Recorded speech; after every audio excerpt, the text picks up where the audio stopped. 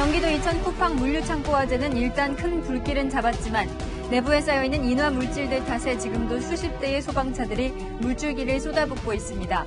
창고에 고립돼 있는 소방관 구조도 건물 붕괴 위험 때문에 어려움을 겪고 있습니다. 더불어민주당이 반 이재명계 의원들의 반발 속에 대선 경선 일정 연기 여부를 결론 내지 못하고 다음 주로 또 미뤘습니다. 종부세 등 부동산 세금 완화를 두고도 당내 찬반 대립이 이어진 가운데 송영길 더불어민주당 대표가 잠시 뒤 뉴스웨이에 출연해 관련 현안에 대한 입장을 직접 밝힐 예정입니다. 윤석열 전 검찰총장이 국민의힘 입당을 기정사실화한 대변인의 발언을 2시간 만에 대변인을 통해 신중하게 행동할 것이라고 뒤집었습니다. 오락가락 전원정치를 한다는 비판이 나옵니다.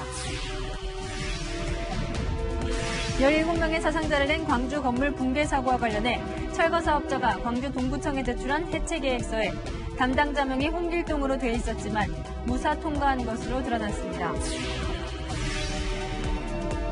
최근 아스트라제네카 백신을 맞은 30대 남성이 희귀혈전증으로 숨지며 방역당국이 30세 이상만 접종하도록 한 연령 제한을 높이는 방안을 검토하고 있습니다. 접종 후 두통이 지속되거나 시야 흐림이 나타날 때는 병원 진료를 받아야 합니다. 뉴스의 동정민입니다. 어제 큰 불이 났다고 전해드렸던 이천 쿠팡 물류센터가 아직도 타고 있습니다. 38시간째인데요. 그 안에 쌓여있던 상자와 비닐이 워낙 이 불에 잘 타는 데다 붕괴 우려까지 겹치면서 소방관들이 안으로 진입을 못하고 있습니다. 무엇보다 소방관 한 명이 안에 고립돼 있는데 수색 작업을 시작도 못하고 있는데요. 대체 왜 불이 났고 비도 왔는데 왜 이렇게 못 끄고 있는 건지 현장 연결해서 알아보겠습니다. 자, 남영주 기자. 자, 아직도 뒤에 연기가 나는군요. 네, 여전히 검은 연기와 매캐한 냄새 때문에 현장은 두 눈을 뜨기 어려울 정도인데요. 불길은 사라졌지만 제 뒤로 보이는 것처럼 불에 타고 남은 앙상한 철제 구조물이 모습을 드러냈습니다. 소방당국은 큰 불길은 거의 다 잡혔고 불이 확대될 우려는 적다고 설명했는데요. 하지만 화재가 난 물류창고가 축구장 15배 크기와 맞먹는 규모인데다 건물 내부에 불에 타기 쉬운 자파나 종이 상자가 많이 쌓여 있어 불을 완전히 끄기까지는 한동안 시간이 더 걸릴 것으로 내다보고 있습니다. 소방대원들은 밤새 진화 작업에 이어 지금도 건물 외벽과 내부에 물을 연신 뿌리면서 불이 주변으로 번지는 걸 막는 데 총력을 기울이고 있습니다. 건물은 지하 2층에 지상 4층으로 돼 있는데 내부 구조가 미로처럼 돼 있고 곳곳에 설치된 컨베이어 벨트와 많은 물건들이 쌓여 있는 탓에 소방대원 진입이 어려운 상황입니다. 특히 화재 열기에 건물 중앙부가 주저앉으면서 붕괴 가능성도 배제할 수 없습니다. 경찰과 소방당국은 불이 시작된 것으로 추정된 물류창고 지하 2층 CCTV를 확보했는데요. 콘센트에서 연기와 불꽃이 일더니 순식간에 불이 번지는 모습이 담겨 있습니다. 경찰은 수사관 25명으로 구성된 수사 전담팀을 꾸렸는데요. 불이 꺼진 뒤 소방당국 등 유관기관과 함께 합동 감식을 벌이고 정확한 화재 원인을 찾을 예정입니다. 또 화재 당시 스프링쿨러 등 소화시설이 제대로 작동됐는지 조사할 계획입니다. 지금까지 경기도 이천 쿠팡 물류센터에서 전해드렸습니다. 안으로 진입하지 못하고 이 검은 연기만 바라보는 소방관들의 마음은 함께 타들어가고 있습니다. 그 안에 선배 구조대장이 남겨져 있기 때문이죠. 후배들을 먼저 내보내고 가장 뒤편에서 빠져나오다가 고립이 됐는데요. 그가맨 산소통 용량은 불과 20분이지만 모두가 한마음으로 기적을 바라고 있습니다. 이솔 기자입니다. 물류창고 화재가 다소 누그러진 어제 오전 11시 20분. 경기 광주소방서 소속 김동식 구조대장은 후배 소방관 4명과 함께 불이 시작된 것으로 추정되는 지하 2층에 진입했습니다. 갑자기 불길이 거세지자 탈출 지시를 받은 소방관들은 밖으로 대피했지만 김 대장은 미처 빠져나오지 못했습니다. 대장으로서 선배로서 가장 먼저 현장에 뛰어들었고 대피할 때도 후배들을 먼저 탈출시키다 홀로 고립된 것으로 알려졌습니다. 구조대장이 인솔에서 나오다가 대원들을 먼저 앞서 내보냈다고 추정을 하는 겁니다. 실종 당시 김 대장은 20분 정도 숨 쉴 수 있는 산소통을 메고 있었습니다. 화마가 거세지면서 김 대장에 대한 수색 작업도 중단된 상황. 수색대가 건물 내부에 들어가려면 건물이 안전한지부터 확인돼야 하는데 현재로선 내일 오전이 돼서야 안전진단이 가능할 것으로 보고 있습니다. 김 대장이 평소 굳은 일을 도맡아 온 인물로 알려지면서 동료들의 안타까운 마음은 더욱 커지고 있습니다. 서둘러 구조 작업이 재개돼 그가 무사 귀환하기를 간절히 바라고 있습니다. 한번 찍어주기도 해요. 그래서 더 탈출 과정에서 탈진해 병원으로 옮겨진 동료 소방관은 팔 골절과 연기 흡입 등 부상에도 상태가 나아지고 있는 것으로 알려졌습니다. 채널A 뉴스 이솔입니다. 다음 소식입니다. 송영길 민주당 대표 리더십이 기로에 섰습니다. 송 대표와 친문 진영 간의 생각이 다른 두 가지 이슈, 그 결정의 순간이 왔기 때문이죠. 먼저 대선 경선 연기 여부는 이 송 대표의 예고와 달리 오늘 매듭지어지지 못했습니다.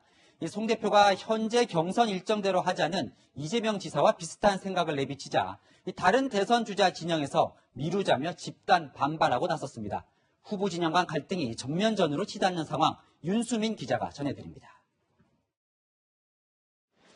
당초 오늘로 예정됐던 더불어민주당의 대선 후보 경선 일정 확정이 비이재명계 진영의 반발로 미뤄졌습니다. 이낙연 정세균계 의원 60여 명이 경선 일정 연기 논의를 위한 의원총회 소집 연판장을 돌리며 반발하자 지도부가 한 발 물러선 겁니다. 경선 연기 관련은 주말을 거치면서 방향과 방법을 정하겠다, 그렇게 말씀드리겠습니다. 그래서 오늘 결론을 내지 않았다는 말씀을 드립니다. 경선 일정 연기를 둘러싼 대선 후보 간 갈등은 격해지고 있습니다. 이재명 지사를 지지하는 의원 20여 명은 오늘 모임을 갖고 경선 연기 불가 입장을 밝혔습니다. 원칙대로 저희가 경선을 치르겠다라고 하는 부분, 그 시기에 치르는 게 맞다라고 생각이 들고요. 반면 이낙연 전 대표 측은 경선 흥행을 위해 일정을 미뤄야 한다고 목소리를 높였습니다. 국민들의 관심과 동의 속에서 전당대회가 치러져야 어떤 후보가 되시더라도 그 힘을 받아서 정권 재창출을 할 수 있는 길이 열리지 않겠는가. 이재명계 정성호 의원이 경선 연기 주장에 대해 대선 실패에도 나만 살면 된다는 탐욕적 이기심이라고 비판하자 정세균계 조승래 의원은 탐욕 이기심 같은 막말로 몰아세우면 비민주적 자세라고 반박하기도 했습니다. 권리당원들도 지지하는 대선 후보에 따라 대립했습니다. 당 지도부는 주말까지 각 캠프의 의견을 수렴한 뒤 다음 주 초 결론을 내겠다는 방침입니다. 채널A 뉴스 윤수민입니다. 종합부동산세는 송영길 대표가 추진한 안으로 방금 전 통과가 됐습니다. 이 금액과 상관없이 공시가격 상위 2%만 종부세를 내도록 바꾸기로 했는데요. 약 9만 명이 올해 종부세 면제 혜택을 받을 걸로 보입니다. 의원총회에서 표결까지 진행할 정도로 이 의원들의 반발도 거셌습니다. 현장 연결합니다. 김철웅 기자, 그래도 결론을 냈네요. 네, 그렇습니다. 더불어민주당이 종합부동산세와 양도소득세 세금 부담을 완화하기로 조금 전 당론으로 최종 결론 내렸습니다. 민주당은 오늘 오후 2시부터 약 3시간 동안 의원총회를 열었지만 찬반 의견이 팽팽하게 나뉘면서 결론을 내리지 못했고 결국 온라인 투표까지 진행됐습니다. 그 결과 투표율 82%로 종부세와 양도세 완화하는 방안이 과반수 찬성을 얻어 논란의 마침표를 찍게 됐습니다. 앞서 민주당 부동산 특위는 1가구 1주택자에 한해 공시가격 상위 2%에 종부세를 부과하는 방안을 올렸었는데요. 공시가격으로는 11억 원 정도로 현재 부과 기준인 9억 원보다 2억 원 올라간 금액입니다. 실거래가로는 약 16억 원 이상에 해당되는 주택입니다. 민주당 지도부는 상위 2%로 종부세가 제한되면 올해 납부 대상은 18만 3천 명에서 8만 9천 명으로 줄어든다고 보고 있습니다. 반면 완화를 주장하는 측은 4.7 재보궐 당시 패배 원인으로 지목된 부동산 민심을 붙잡지 못하면 대선에서도 승리할 수 없다고 강조했습니다. 반대 측은 종부세 감면으로 오히려 더 많은 무주택자의 분노를 일으킬 수 있다고 주장했습니다. 보궐선거에 우리가 패배할 수밖에 없었다. 이 재산세가 워낙 높았고 또 하나는 종부세에 해당되는 사람이 많다 보니까 정책의 일관성이 되게 중요하다. 여러 가지 문제가 있으면 전체적으로 정책의 취지를 살리는 종합적인 개편이 필요하지. 민주당은 양도소득세도 1가구 1주택자에 한해 비과세 기준을 현행 9억 원에서 12억 원으로 높여 세금 부담을 완화하기로 했습니다. 이번 안은 올해 12월에 납부하는 종부세부터 적용됩니다.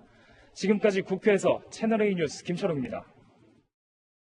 큰 파고를 넘고 있는 송영길 민주당 대표가 저희 스튜디오에 나와 있습니다. 야권 소식 전해드린 뒤에 이 송 대표와 방금 전해드린 긴박한 이슈들 하나씩 들어보겠습니다. 윤석열 전 검찰총장 27일쯤 정치 선언을 하고 민심 투어에 나설 예정인데요. 정치권의 관심인 국민의힘 입당 여부는 오락가락하고 있습니다. 오전에는 대변인이 입당할 거라고 단정적으로 말하더니 얼마 지나지 않아 윤 전 총장이 신중하게 행동할 거라며 다른 입장을 밝혔습니다. 송찬욱 기자입니다. 윤석열 전 검찰총장의 대변인이 오늘 국민의힘 입당을 기정사실화했습니다. 보수의 중심, 국민의힘이 중심이 돼야 한다고 윤 총장은 생각을 하고 있습니다. 네, 그러셨을 것 같습니다. 그러나 윤 전 총장은 1시간 반 뒤 대변인의 입당 발언을 대변인을 통해 뒤집었습니다. 영향력 있는 분들을 만나 다양한 목소리를 듣겠다며 입당 여부는 그 이후 판단할 문제라고 밝혔습니다.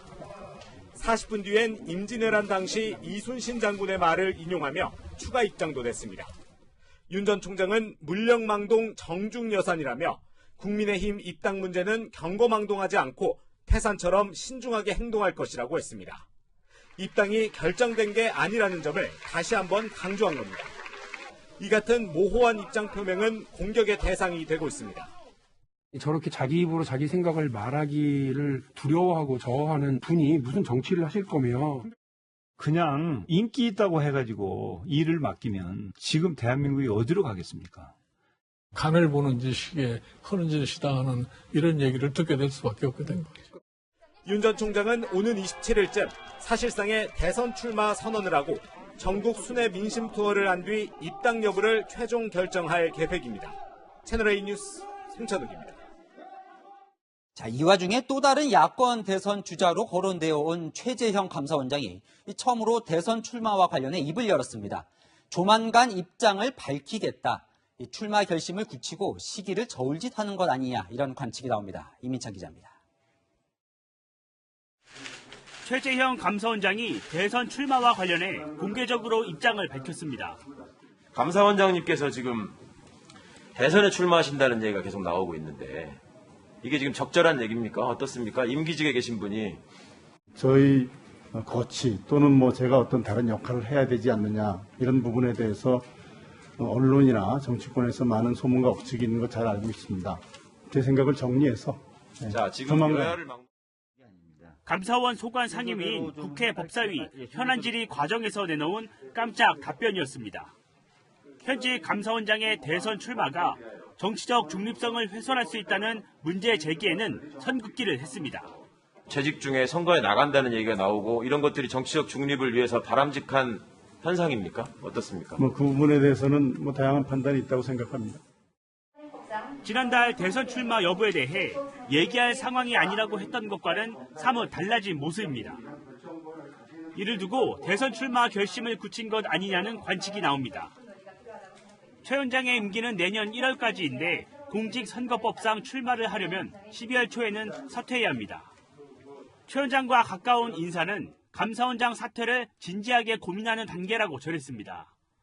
최 원장이 조만간이라고 한 만큼 다음 달 출마를 선언하고 전격 사퇴할 것이란 전망이 나옵니다. 채널A 뉴스 이민철입니다. 이준석 국민의힘 대표가 또 호남을 찾았습니다. 취임 후 일주일 사이에 두 번째 방문인데요. 이번 대선에서 호남 지지율을 30%까지 올리겠다는 목표도 밝혔습니다. 정한희 기자입니다. 국민의힘 이준석 대표가 또다시 호남을 방문했습니다. 취임 첫날 광주로 내려가 철거 건물 붕괴 희생자를 추모한 지 나흘 만입니다.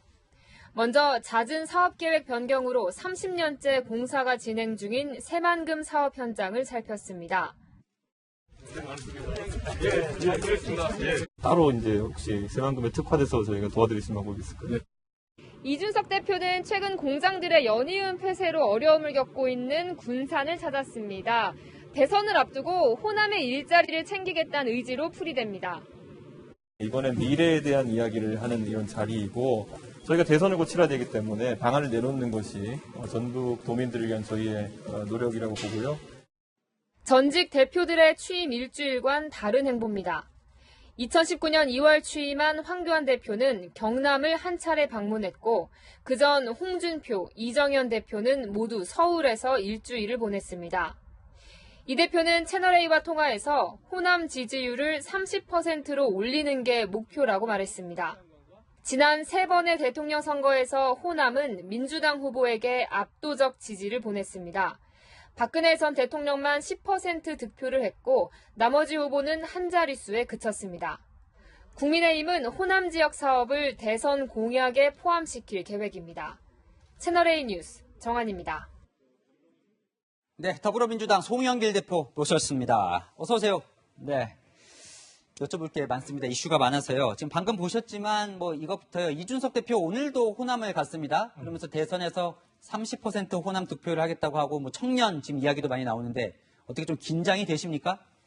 저는 아주 바람직한 현상이라고 봅니다. 네. 예, 저희 민주당도 마찬가지고 국민의힘이 특정 지역을 포기하는 정당이 되어서는 안 된다. 네. 국민 통합 차원에서 저희도 제가 대구 사람 의원 모임도 했고 또 제가 명예 부산 시민입니다. 아, 그러세요? 네. 예, 가덕도 신공항을 제가 아주 2년 전부터 주장해 왔기 때문에 부산 시민들이 저희에 대해서 많은 신뢰를 가지고 계십니다. 네.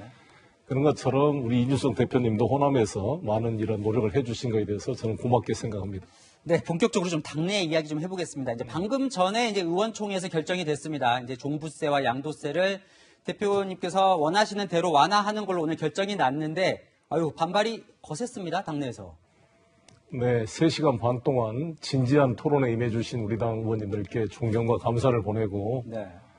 저도 이제 워낙 서로 간에 시각이 차이가 있으니까. 네. 결론과 목표는 똑같지만 방법론에 서로 차이가 있어서 네. 당 지도부도 의견이 일치되지 않았기 때문에 의원총회에 이것을 이제 묻게 되었고요. 네. 근데 의원님들이 3시간 반 동안 진지한 토론을 하고 80% 이상 투표에 참여해서 결론을 내주었습니다. 네. 아주 감사하게 생각합니다. 그러니까 표결까지 해서 오늘 결론을 내려야겠다 이런 생각을 하셨던 거죠, 원래부터? 그렇습니다. 어떤 조직이든지 가장 큰 문제가 나쁜 결정이든 좋은 결정이든 네. 결정할 시기를 놓치고 계속 질질 끄는 게 큰 문제 아니겠습니까? 네. 결정할 단계가 되었습니다. 예. 그러면요, 이제 재산세, 양도세, 종부세 일부 이제 완화를 결정했는데 네. 어떻게 부동산 정책과 관련해서 세금 문제가 더 추진하시는 게 있습니까? 아니면 이걸로 이제 일단하게 된 겁니까? 이제 우리 서민들을 위한 그 무주택 서민을 위한 그 면세 문제가 일부 지금 추진되고 있고 네. 이제 임대 사업자 문제는 정부가 조정을 할 것입니다. 네. 그리고 이제 가장 중요한 것은 공급 대책을 차질 없이 진행하도록 하는 것이고 네. 거기에 제가 역점을 뒀던 누구나 집 프로젝트 시범 사업이 1만 세대 이상 추진이 될 텐데 네. 그걸 통해 우리 청년들에게 내 집을 가질 수 있다는 희망을 보여드리도록 하겠습니다. 자, 제가 아까 이제 송 대표 리더십이 좀 기로했었다 이런 표현도 쓰기도 했는데 지금 하나가 더 지금 남은 게 있습니다. 바로 이 대선 경선 연기 문제인데요. 네. 원래 오늘 이제 최고위원회에서 결정을 하겠다고 어제 말씀하셨는데 미뤘습니다. 왜 미룬 건가요? 60번 이상의 의원님들이 의원총회를 요청을 해서 네. 또 대선 주자들도 한번 만나볼 필요가 있고 그래서 네. 또 미루게 되었습니다. 특히 오늘 부동산 관련 법을 통과시키는데 이것까지 같이 네. 하기가 너무 부담이 돼서 그러면 아까 지금 방금 말씀하신 대로 주말 동안 좀 대선 주자들도 좀 직접 만날 계획이신가요? 네, 좀 만나보려고 합니다. 만나서 무슨 얘기를 좀 일단 제가 이야기를 들어야죠. 각자 어떤 생각을 하는지 한번 그렇습니다. 들어보시겠다. 그렇습니다. 대표님, 대선 주자님들이 다 생각은 우리 당의 대선을 활성화시켜서 본선 경쟁력을 높이자 이런 취지는 다 똑같습니다. 그런데 이것도 똑같이 조기 원래 우리 당헌 당규대로 9월 날 180일 전이니까 그때 결정한 게 맞느냐 11월에 한 게 맞느냐의 논란인데 네. 어느 한쪽이 100% 맞다 틀리다 하기가 어려운 사안 아니겠습니까? 네. 그래서 일단 이야기를 쭉 듣고 제가 결단을 내려고 합니다. 이것은 의원총회 결의사항도 아니고 네. 당무위원회 의결사항도 아닙니다. 어떤 면에서는. 네. 이걸 어떻게 할 것이냐. 이게 현행 우리 당헌 당규상은 180일 전에 선출하도록 되어 있고, 네.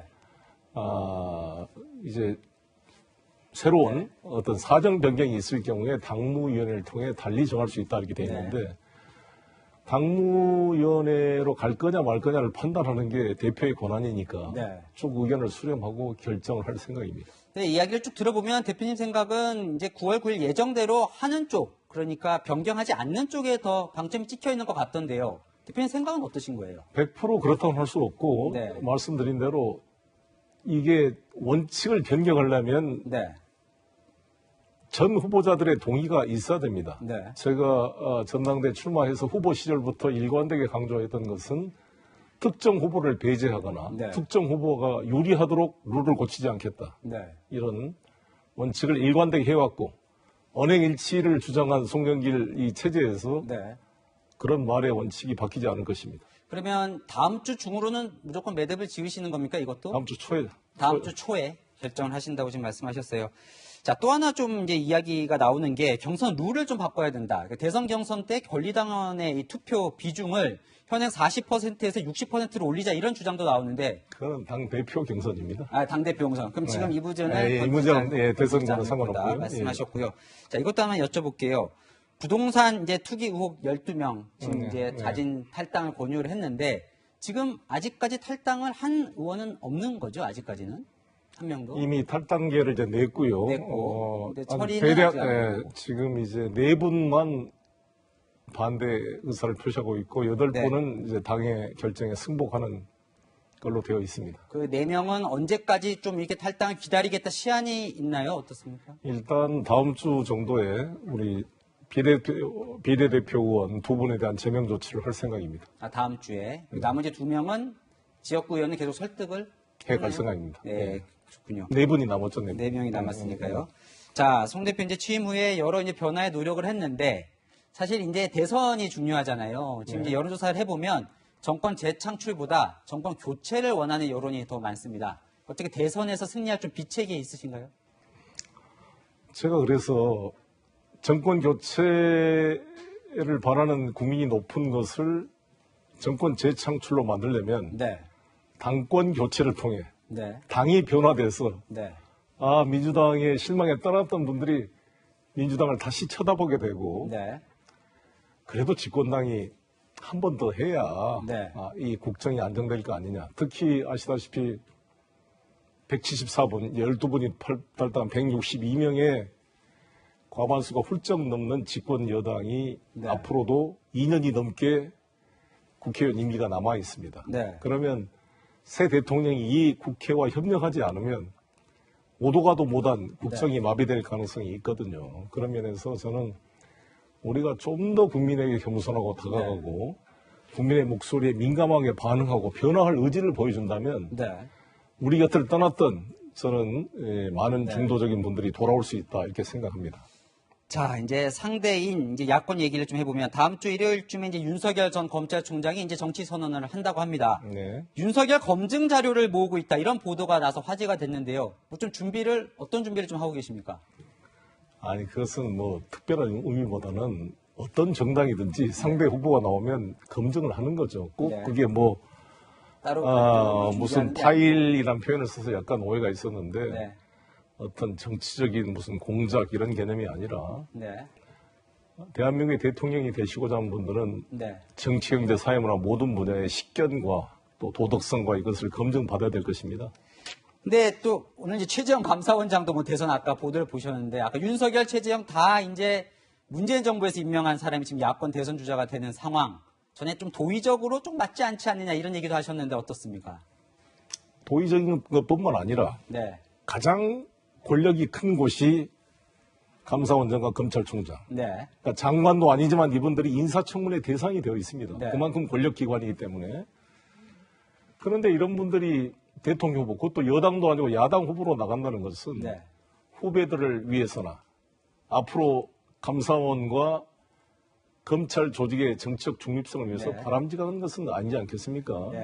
도의적으로도 자신을 임명해준 대통령을 정치적으로 일종의 갈라서는 모습이 과연 타당할까? 일각에서는 문재인 정부의 뭐 여러 장관이나 여러 그쪽에서 만들어준 거 아니냐 뭐 이런 해석도 나오던데요. 그런 우리 반성이 필요하죠. 네. 사실 인선 과정에서 과연 네. 적절한 판단을 하는 것이냐라는 반성이 있습니다. 네, 이거 꼭 하나 여쭤볼게요. 이제 추경을 이제 또 하신다고 했는데 전국민 재난지원금 얘기를 했는데요. 관심들이 많으실 것 같아요. 언제 뭐 얼마 정도 지금 받게 될지 이런 걸 좀 얘기를 해주실 수 있을까요?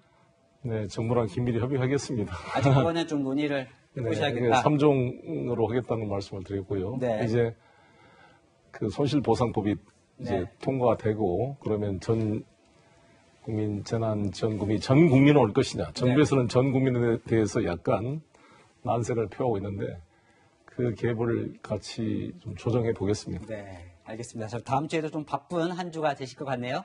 네, 여기까지 듣겠습니다. 지금까지 더불어민주당 송영길 대표였습니다. 네, 감사합니다. 이번에는 집에 텔레비전이 있는 모든 가정이 관심 가지실 만한 뉴스입니다. KBS가 수신료를 2,500원에서 3,840원까지 올리려고 추진 중인 것으로 알려졌는데요. 그동안도 여러 차례 올리려 했지만 여론의 반발이 심했죠. 이번에는 아예 물가 인상에 따라 수신료가 사실상 자동 인상되고 또 방송을 안 봐도 TV만 있으면 무조건 수신료를 내도록 법 개정을 추진 중입니다. 자세한 내용은 김민지 기자가 취재했습니다. KBS가 지난달 수신료 인상 관련 의견 청취 자리에서 배포한 텔레비전 방송 수신료 조정안입니다. 조정안에 따르면 KBS는 수신료 물가 연동제 도입을 제안하고 있습니다.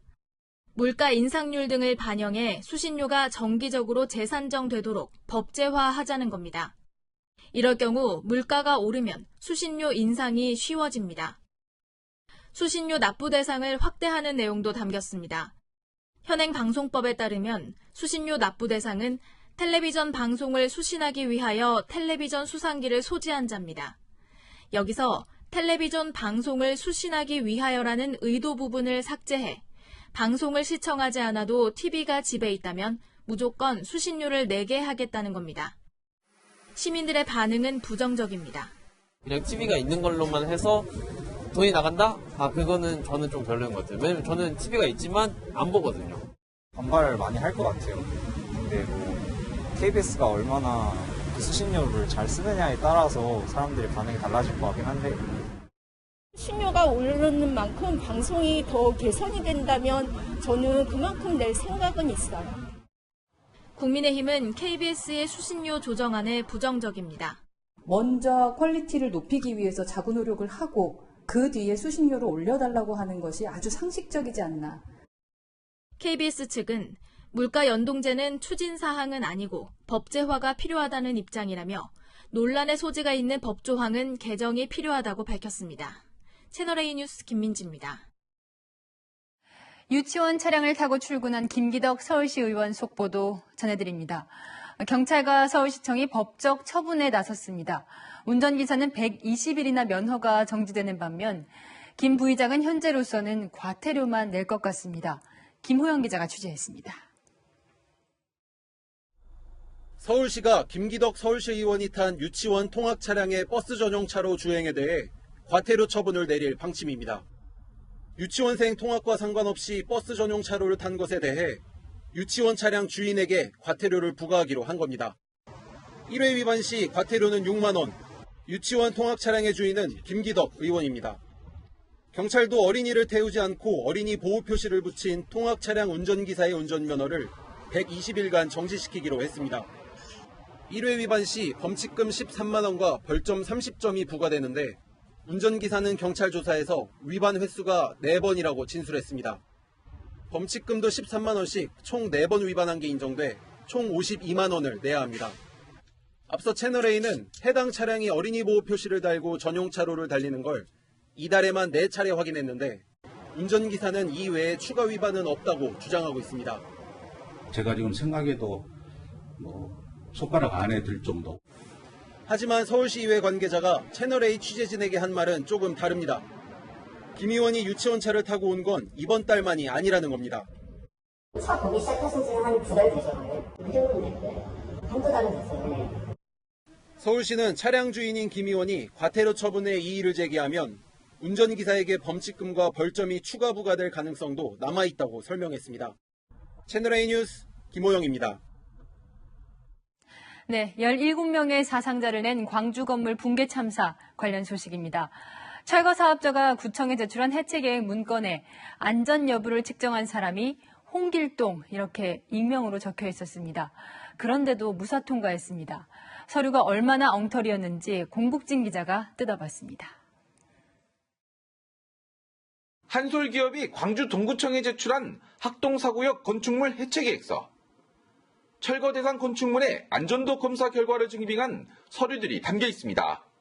그런데 측정한 사람 이름이 하나같이 홍길동으로 돼 있습니다. 4월 29일 측정 당시 날씨는 맑았고 기온이 25도였다는 기록도 엉터리였습니다. 이날 광주에 비가 내렸고 평균 기온도 17도에 그쳤다는 기상청 자료와 배치됩니다. 12월에 검사한 기록에도 기온이 25도로 적혀 있습니다. 이런 엉터리 서류를 받고도 구청은 별 문제 없이 허가를 내줬습니다. 이게 계획서를 누가 보시긴 합니까? 담당 직원이 검토하도록 돼 있습니다. 검토를 했는데 저게 그대로 왜 통과가 됐을까요? 죄송하게 생각합니다. 정부는 지난해 5월부터 건물을 해체할 때 지방자치단체에 해체 계획서를 제출하고 허가를 받도록 했지만 지자체에서 해체 계획서를 제대로 볼 수 있는 인력이 없다 보니 해체 계획서를 기반으로 한 허가제는 무용지물이라는 지적이 나옵니다. 한편 경찰은 다운 ENC와 재개발조합, 5.18 구속 부상자회 등 10곳에 대해 압수수색을 벌이는 등 수사에 속도를 내고 있습니다. 채널A 뉴스 공진입니다.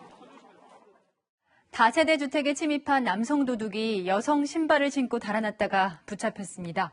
걸음걸이가 문제였다는데 김승희 기자와 영상으로 보시죠. 짧은 머리의 30대 남성이 경찰관 2명과 함께 골목길을 걸어갑니다. 다리가 불편한 듯 남성은 걷는 내내 계속 절룩거립니다. 남성의 걸음걸이가 불편한 건 바로 신고 있는 신발 때문. 발에 꽉 끼는 흰색 여성용 신발을 신고 있습니다. 남성은 이 샌들을 어제 저녁 서울 동대문구의 한 다세대 주택에서 신고 나왔습니다. 문이 열린 1층 집에 들어가서 서랍 등을 뒤지다가 이 집 거주자가 소리치자 현관에 있는 여성용 샌들을 신고 그대로 달아난 겁니다. 신고를 받은 경찰이 남성을 검거한 건 8시간 뒤. 다세대 주택에서 1km쯤 떨어진 곳에서 수상한 남성이 거리를 돌아다닌다는 신고가 들어왔습니다. 경찰은 남성이 신고 있는 여성용 샌들이 다세대 주택에서 사라진 신발과 일치하는 걸 확인했습니다. 피해자 신발 피해자한테 연락해서 확인해 보니까 자기 신발 맞다고 그러고. 경찰은 주거 침입과 절도 등의 혐의로 구속영장을 신청하는 방안을 검토 중입니다. 또 남성이 범행과 도주 과정에서 보인 행동이 정신질환과 관련 있는지도 확인할 계획입니다. 채널A 뉴스 김승희입니다. 우리나라에서도 30대 남성이 아스트라제네카 잔여 백신을 맞았다가 희귀혈전증 부작용으로 숨진 것으로 확인됐습니다. 방역당국이 아스트라제네카 접종 연령을 30세 이상에서 더 올리는 것을 검토하고 있습니다. 국내에서 희귀혈전증이 확정된 2명이 모두 극심한 두통을 호소했다고 하는데요. 이 외에도 어떤 증상들이 있을 때 혈전 부작용을 의심해야 하는지 이현수 기자가 정리해드립니다. 지난 16일 아스트라제네카 백신의 부작용인 희귀혈전증으로 숨진 30대 남성 A씨. 우선 접종 대상자는 아니었지만 잔여 백신을 신청해 백신을 맞았습니다. 접종 9일 만에 심한 두통과 구토 증상이 시작돼 병원을 찾았지만 혈전증이 확인된 건 사흘이 더 지나서였습니다. 앞서 혈전증 진단을 받은 또 다른 30대 남성도 심한 두통을 호소했습니다. 희귀혈전증은 조기 발견되면 치료가 가능하지만 일반적인 접종 후유증이 많다 보니 의료기관에서 곧바로 혈전증을 의심하지 못한 겁니다. 발열 증상도 개인에 따라서 편차가 있다고 생각하거든요. 동네에 조그만 의원을 가도 되는 건지 아니면 바로 대형 병원을 가야 되는지.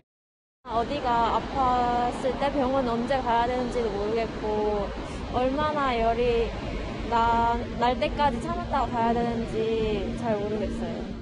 방역당국은 아스트라제네카 또는 얀센 백신 접종 뒤 4주 안에 심한 두통과 시야 흐림, 손발 부종, 멍 등의 증상이 나타날 경우 혈액 검사를 받아야 한다고 설명했습니다. 우리나라는 아스트라제네카와 얀센 모두 30세 미만에만 제한하고 있지만 해외 다른 국가들은 영국은 40세, 프랑스 55세, 독일 60세로 기준이 높습니다.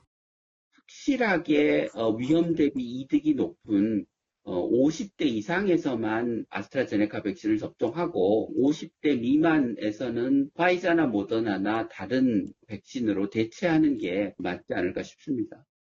방역당국은 혈전증에 대한 연령별 위험과 이득을 따져 접종 연령 기준에 조정이 필요한지 전문가위원회를 통해 검토하겠다고 밝혔습니다. 채널A 뉴스 이현수입니다. 수도권을 남북으로 가로지르는 GTX-C 노선이 어제 최종 확정됐습니다. 노선에 따라 집값이 출렁이며 웃는 동네도 패닉에 빠진 곳도 있습니다. 주민들 목소리를 박지혜 기자가 들어봤습니다. 1호선 의왕역입니다. 의왕시 인구는 16만 명이지만 전철역은 이곳이 유일합니다.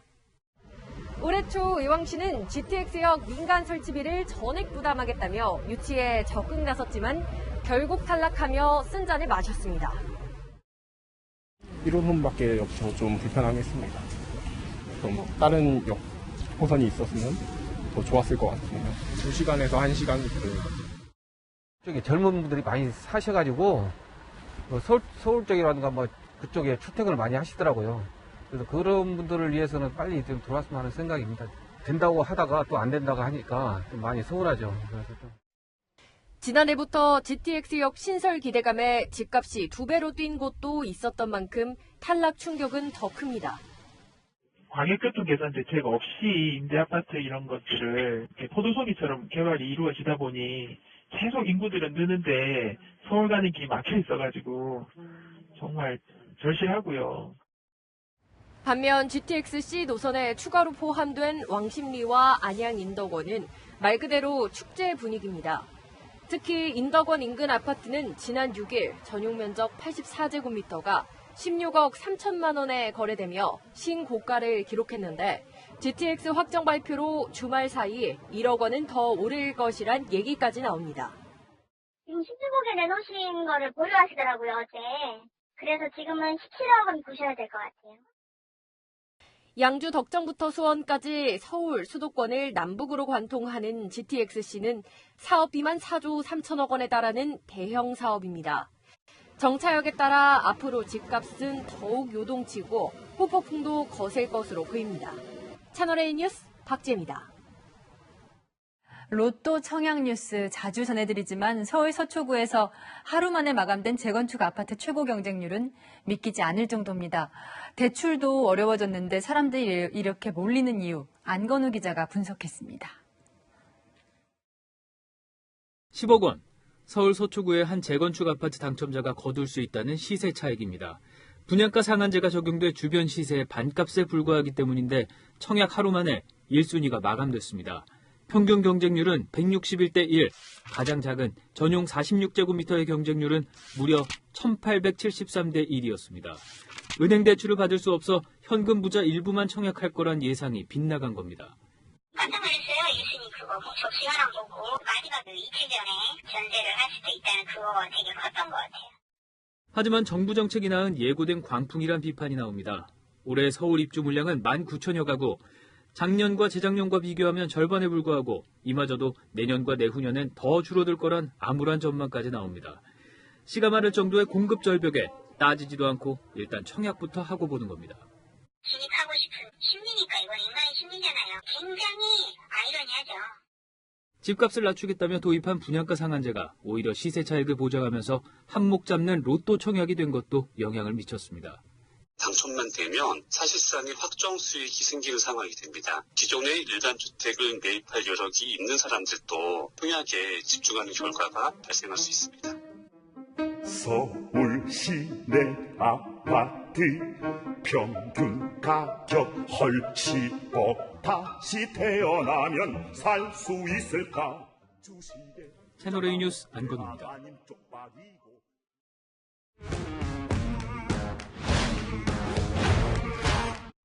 여랑야랑 정치부 이동훈 기자와 함께합니다. 첫 번째 주제 보여주시죠. 네. 여야 원내대표들 무슨 공방을 벌였습니까? 꼰대 공방입니다. 네, 꼰대요. 요즘 정치인들이 가장 듣기 싫어하는 말이라면서요. 네.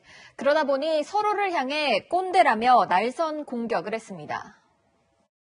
꼰수기, 꼰대 수구 기득권 김기현 원내대표가 저희에게 하신 말씀입니다. 꼰대, 수구, 기득권, 이 꼰수기에게 우리 미래를 맡길 수는 없습니다. 그런데 말입니다. 꼰대 수구 기득권의 원조 맛집 정당의 대표님으로부터 들을 말씀은 아닌 것 같습니다. 보통 원조 맛집은 서로 하려고 하는데 꼰대만큼은 절대 그러고 싶지 않겠죠. 이 꼰대라는 단어가 역사가 깊더라고요. 네, 영국 BBC 방송은 2년 전에 한국의 꼰대 단어를 소개하면서 자신이 항상 옳다고 믿는 나이 많은 사람이라고 정의했습니다. 나이보다는 내가 옳다는 아집이 꼰대의 포인트일 것 같습니다. 그런데 이 국민의힘은 이준석 대표 취임 이후에 2030 당원들이 확 늘었다는 이제 보도도 있었고, 네. 그래서 이제 예전의 꼰대 이미지에서 좀 벗어나는 것 같기도 해요. 네, 윤호중 민주당 원내대표 그런 모습이 부럽지도 두렵지도 않다고 했습니다. 부러우면 지는 거다. 두려우면 죽는 거다. 저희는 부럽지도 않고 두렵지도 않습니다. 바람은 읽는 것이 아니라 극복하는 거다. 바람은 계산하는 것이 아니라 극복하는 것이다. 저희는 그것을 잘 극복해 나갈 수 있으리라. 민주당이 이준석 바람을 어떻게 극복할지 지켜보는 게 관전 포인트가 될 것 같습니다. 네, 다음 주제 보겠습니다. 네. 자, 치명적 실수. 문재인 대통령과 윤석열 전 검찰총장 중 그럼 누가 치명적 실수를 한 겁니까? 네, 대표적 진보 농객인 강준만 전북대 명예교수는 한 언론 인터뷰에서 윤석열의 악마화가 문재인 정권의 치명적인 실수였다고 지적했습니다. 흥미로운 표현이군요. 윤석열의 악마화가 문재인 정권의 실수다. 네, 윤석열 전 총장이 전 정권 적폐청산 수사를 할 때는 박수를 치다가 조국 전 법무부 장관에 대한 수사를 하자 180도 돌변해 버렸다는 겁니다. 서울중앙지검 검사장 윤석열.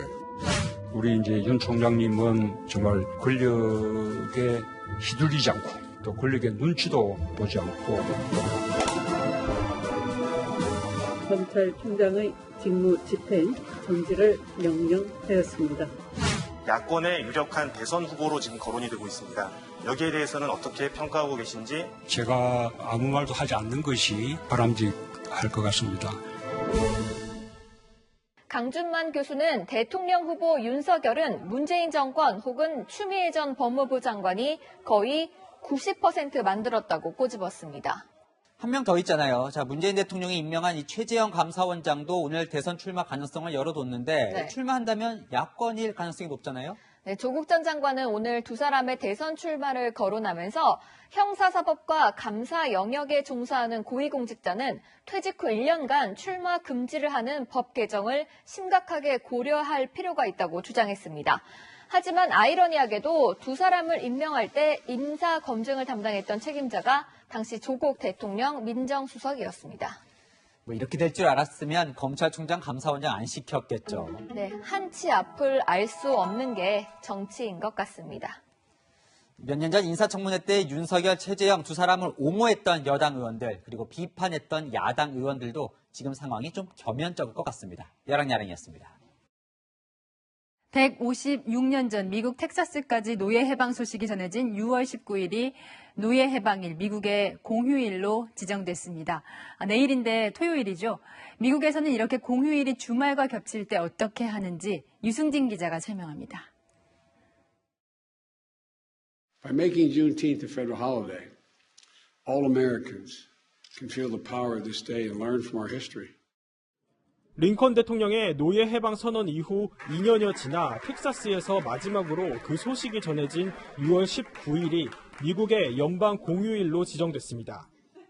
1986년 마틴 루터 킹의 날 지정 뒤 11번째 연방 공휴일입니다.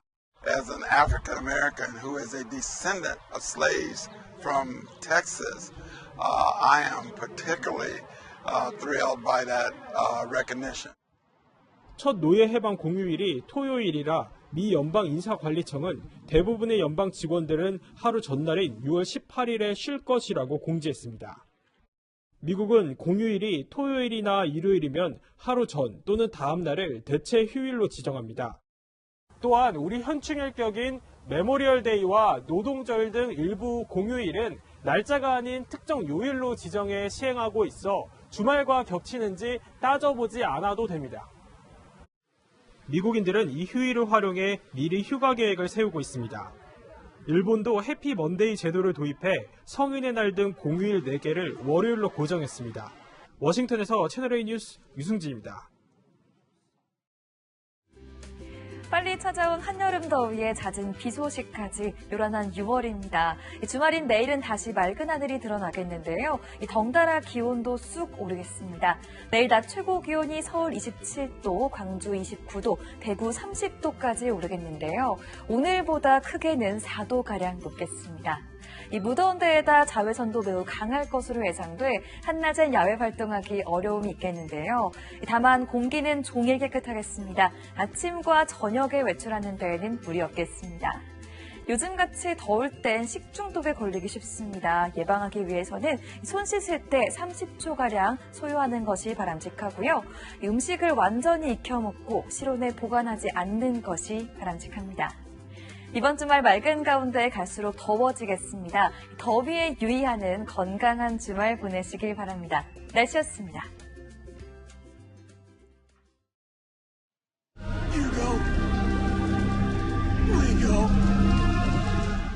재난영화 중 명작으로 꼽히는 분노의 역류 명장면입니다. 위험 속에서도 동료 소방관의 손을 끝까지 놓지 못하죠. 쿠팡 물류센터에서 화재가 나자 가장 먼저 뛰어들어간 김동식 구조대장. 후배들을 먼저 내보내고 혼자 아직 나오지 못하고 있습니다. 간절하게 기적을 바라며 오늘의 한마디는 김훈 작가가 소방의 날에 쓴 헌정글로 대신합니다. 살려서 돌아오라, 살아서 돌아오라. 오늘 뉴스 여기까지입니다. 내일도 뉴스입니다.